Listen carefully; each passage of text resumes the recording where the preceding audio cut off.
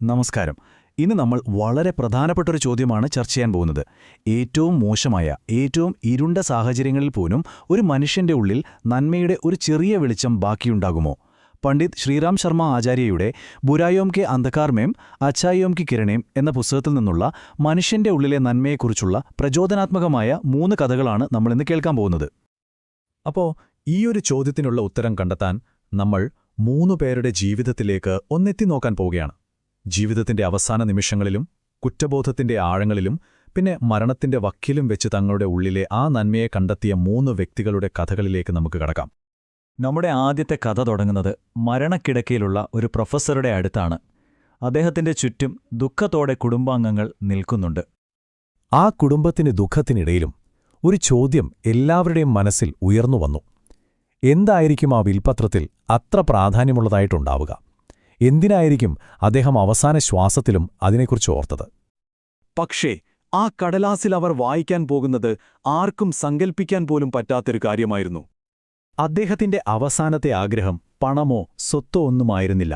ശരിക്കും പറഞ്ഞാൽ തന്റെ ശരീരം പോലും മറ്റുള്ളവർക്ക് ഒരു പാഠമാകണമെന്നായിരുന്നു അദ്ദേഹം ആഗ്രഹിച്ചത്. മരണശേഷവും താൻ പഠിപ്പിച്ച വിദ്യാർത്ഥികൾക്ക് തന്റെ അസ്ഥികൂടം ഒരു പാഠപുസ്തകമായി മാറണം. അതായിരുന്നു ആ അധ്യാപകന്റെ അന്ത്യാഭിലാഷം. അദ്ദേഹത്തിന്റെ അവസാനത്തെ ആ പ്രവൃത്തി, അതായിരുന്നു അദ്ദേഹത്തിന്റെ ജീവിതത്തിലെ ഏറ്റവും വലിയ പാഠം. ശരിക്കും സേവനത്തിന്റെ ആത്മാവിന് മരണത്തെപ്പോലും മറികടക്കാൻ കഴിയുമെന്ന് അദ്ദേഹം സ്വന്തം ജീവിതം കൊണ്ട് കാണിച്ചു തന്നു. അപ്പോ മരണത്തെപ്പോലും സേവനം കൊണ്ട് അതിജീവിച്ച ആ പ്രൊഫസറുടെ കഥയിൽ നിന്ന് നമുക്ക് അടുത്ത കഥയിലേക്ക് പോകാം. ഇത് കുറ്റബോധം കൊണ്ട് നീറി സ്വയം നിയമത്തിനു മുന്നിൽ കീഴടങ്ങാൻ വന്ന ഒരു കൊള്ളക്കാരന്റെ കഥയാണ്. പോലീസുകാർക്കാകെ സംശയമായി. കാരണമെന്താ? സാധാരണ ആളുകൾ പോലീസ് സ്റ്റേഷനിൽ നിന്ന് ഓടി രക്ഷപ്പെടാനാണ് ശ്രമിക്കുക, അല്ലാതെ ഇങ്ങോട്ട് കയറി വരുകയല്ലല്ലോ. അപ്പോൾ ആരാണ് ഈ മനുഷ്യൻ? ഇയാൾക്കെന്താ വേണ്ടത്? അതായത് ആ മനുഷ്യന്റെ ഉള്ളിൽ ഒരു വലിയ യുദ്ധം തന്നെ നടക്കുകയായിരുന്നു, അല്ലേ? ഒരു വശത്ത് കൊള്ളക്കാരനായി ജീവിച്ച ആ പഴയ ജീവിതം, മറുവശത്ത് അയാളെ ഓരോ നിമിഷവും വേട്ടയാടുന്ന സ്വന്തം മനസാക്ഷി.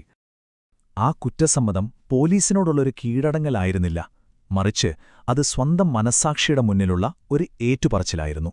ആ പാപഭാരം ഇനിയും ചുമക്കാൻ വയ്യാതെ അയാൾ സത്യം തുറന്നു പറയുകയായിരുന്നു. അപ്പൊ നോക്കൂ, ആ കുറ്റമേറ്റുപറയാനുള്ള അവന്റെ ആ ധൈര്യമുണ്ടല്ലോ, അതുതന്നെയായിരുന്നു സത്യസന്ധമായ ഒരു പുതിയ ജീവിതം തുടങ്ങാനുള്ള അവന്റെ ആദ്യത്തെ ചുവടുവെപ്പ്.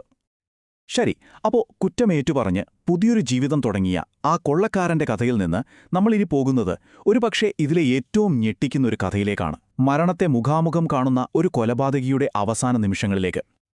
അവർ അയാളോട് പറഞ്ഞു, ദൈവം അമ്പലങ്ങളിൽ മാത്രമല്ല നമ്മൾ ചെയ്യുന്ന സേവനങ്ങളിലും അനുകമ്പയിലുമൊക്കെയാണ് കുടികൊള്ളുന്നതെന്ന്. നിങ്ങൾക്കറിയാമോ, ആ വാക്കുകൾ അയാളുടെ ഉള്ളിൽ വലിയൊരു മാറ്റത്തിനാണ് തുടക്കം കുറിച്ചത്. അയാൾ ചെയ്തു കൂട്ടിയ തെറ്റുകളെക്കുറിച്ചോർത്ത് അയാൾക്ക് വല്ലാത്ത പശ്ചാത്താപം തോന്നിത്തുടങ്ങി. തന്റെ ജീവിതം മുഴുവൻ ഇരുട്ടിൽ പാഴായിപ്പോയല്ലോ എന്നൊരു തിരിച്ചറിവ് അയാൾക്കുണ്ടായി. ആ തിരിച്ചറിവാണ് അയാളെ പ്രായശ്ചിത്തം ചെയ്യാൻ പ്രേരിപ്പിച്ചത്. പക്ഷേ അപ്പോഴേക്കും അയാൾ പൂർണ്ണമായും മാറിയിരുന്നു. അയാളുടെ അവസാനത്തെ ആഗ്രഹം കേട്ടവരെല്ലാം ശരിക്കും ഞെട്ടിപ്പോയി.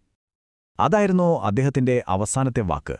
അതൊരു കൊലപാതകിയുടെ വാക്കുകളായിരുന്നില്ല, മറിച്ച് താൻ കാരണമുണ്ടായ വേദനയ്ക്ക് എങ്ങനെയെങ്കിലും ഒരു പരിഹാരം കാണാൻ ശ്രമിക്കുന്ന ഒരു പച്ച മനുഷ്യന്റെ വാക്കുകളായിരുന്നു.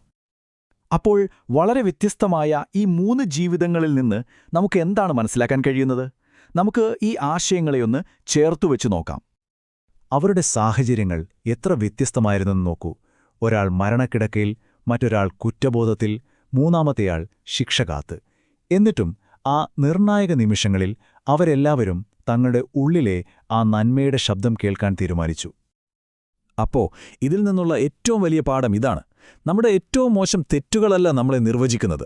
ആ അനുകമ്പയുടെയും സേവനത്തിനെയും വിത്തുകൾ സത്യത്തിൽ എല്ലാ മനുഷ്യരുടെ ഉള്ളിലുമുണ്ട്, അല്ലേ? ചിലപ്പോഴത് മുളപൊട്ടാൻ ശരിയായൊരു നിമിഷം വരുന്നതുവരെ കാത്തിരിക്കുകയാവാം. ഇതിൽ നിന്ന് നമ്മൾ മനസ്സിലാക്കേണ്ട പ്രധാന പാഠം ഇതാണ്: തെറ്റുകൾ തിരുത്താനും നന്മയുടെ വഴിയിലേക്ക് തിരികെ വരാനും എപ്പോഴും ഒരു അവസരമുണ്ട്. ആ ഒരു സാധ്യതയിലാണ് നമ്മുടെ മനുഷ്യത്വം നിലനിൽക്കുന്നത്. യഥാർത്ഥ വെളിച്ചമെന്ന് പറയുന്നത് ഇരുട്ടില്ലാത്തൊരവസ്ഥയല്ല, ആ ഇരുട്ടിന്റെ നടുക്കുനിന്ന് പ്രകാശിക്കാനുള്ള നമ്മുടെ ഒരു തീരുമാനമാണ്. ഈ കഥകൾ നമ്മളോടും ഒരു ചോദ്യം ചോദിക്കുന്നുണ്ട്. നമ്മുടെ ഓരോരുത്തരുടെയും ഉള്ളിലെ നന്മയുടെ ഏത് തീപ്പൂരിയാണ് ഒന്ന് ആളിക്കത്താനായി കാത്തിരിക്കുന്നത്? ചിന്തിക്കുക. നന്ദി.